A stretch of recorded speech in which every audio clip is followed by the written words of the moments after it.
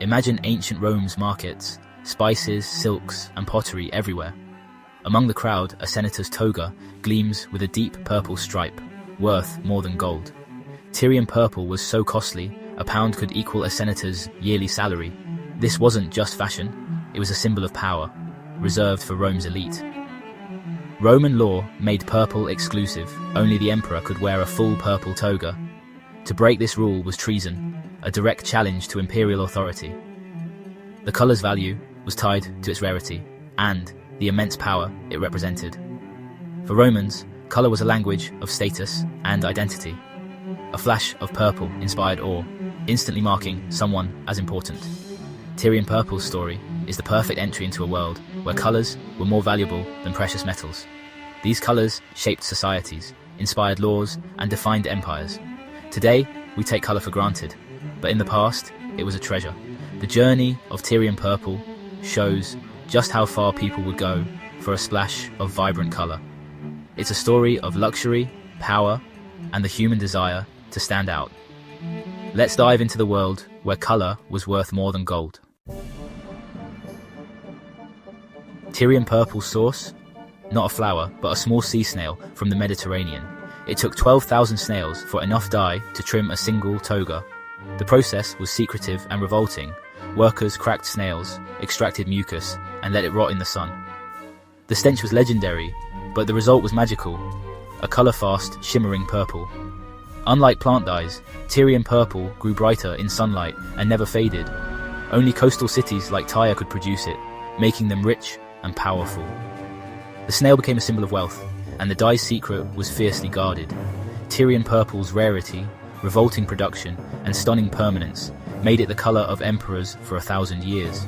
This was more than a dye. It was a monopoly, a secret, and a legend. The world's most valuable color was born from the sea and sealed by secrecy. That's how a stinking snail changed history. Ultramarine, history's most precious blue, came from lapis lazuli, mined only in Afghanistan. The journey to Europe was perilous, making the pigment incredibly rare and expensive. Turning stone into paint was painstaking, grinding, separating impurities, and extracting the purest blue. The result? A pigment more valuable than gold. Renaissance artists reserved ultramarine for the most sacred subjects, like the Virgin Mary's robes. Patrons specified how much ultramarine could be used, flaunting wealth and devotion. The pigment's brilliance shaped art and status for centuries. Ultramarine's story is one of global trade, artistic ambition, and the quest for the perfect blue. Only science would eventually break its monopoly, but for centuries it was the king of blues, a color that crossed continents and defined masterpieces.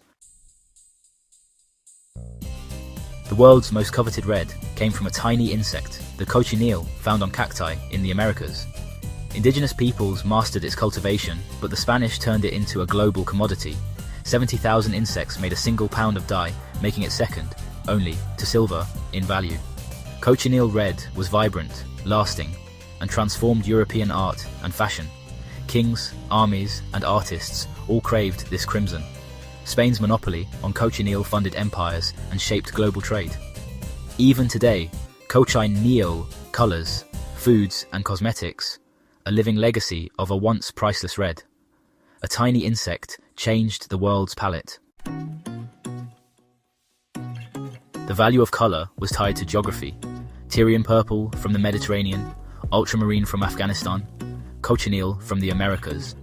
Whoever controlled these sources controlled global trade and power. Empires rose on the back of rare pigments, shaping history and wealth. Chemistry mattered too. Tyrian purple was permanent, ultramarine unmatched in depth, cochineal brilliantly red. These colors were the best versions nature could offer, making them ultimate status symbols. Owning them meant commanding nature's rarest treasures. The story of color is a story of monopoly, chemistry, and global ambition. To understand their worth, think like a geographer and a chemist. These colors were the world's most coveted prizes. For millennia, rare colors meant power, until a teenage chemist changed everything. In 1856, William Perkin tried to make medicine, but accidentally created the first synthetic dye mauve. Cleaning his failed experiment, he discovered a brilliant purple that dyed silk beautifully. Perkin saw its potential, set up a factory, and mauve became a sensation. Queen Victoria herself wore it. The mauve decade began, and chemists raced to create more synthetic colours from coal tar. Soon, synthetic reds, blues, and yellows flooded the market. Colour was no longer a luxury for the elite. It became accessible to all. The age of colours worth more than gold ended overnight. Factories replaced secret workshops, and chemistry replaced geography. Perkin's accident sparked a revolution, making the rainbow available to everyone. The world became brighter, cheaper, and more colourful. The power of colour shifted from nature to science. A failed experiment in a London lab changed history. The story of colour entered a new era, one of abundance. The ultimate luxury became everyday life. Before synthetics, indigo was the world's blue gold. Extracted from plants, especially in India, indigo was prized for its deep, lasting blue. The process was complex and smelly, but the dye was vital for trade and empire. Indigo plantations, often run with forced labour, made fortunes for colonial powers. British uniforms and global commerce depended on this single colour, but reliance on one crop made the system fragile, subject to failure and upheaval. Indigo's story is one of wealth, exploitation, and the risks of monopoly. It set the stage for a dramatic shift when chemistry entered the scene. Indigo's fate changed with the rise of blue jeans. Levi Strauss's denim workwear, dyed with indigo, became a global sensation. Demand soared, but German chemists soon created synthetic indigo, cheaper and more reliable than the natural version. The market for natural indigo collapsed almost overnight, devastating India's plantations and colonial economies. The blue gold of empires became obsolete, replaced by industrial chemistry. The power shifted from landowners to laboratory scientists. The story of indigo and denim is a lesson in how quickly technology can upend centuries-old systems. Fashion and science combined to rewrite the rules of global trade.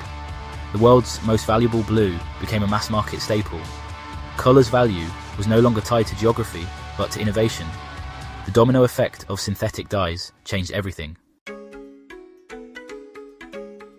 Today, colour is everywhere, cheap, abundant, and personal. We choose colours for self-expression, not status or law. The magic and meaning of rare colours have faded, replaced by freedom and choice. Once, a single shade could signal power or spark awe. Now, it's just a click away. The story of colour reminds us how values shift with technology and time. Our rainbow world is richer, but the history behind each hue is worth remembering. From snails and insects to chemistry labs, colour's journey is one of human ingenuity and desire. The ultimate prize is now at our fingertips, a legacy of a world where colour was once worth more than gold.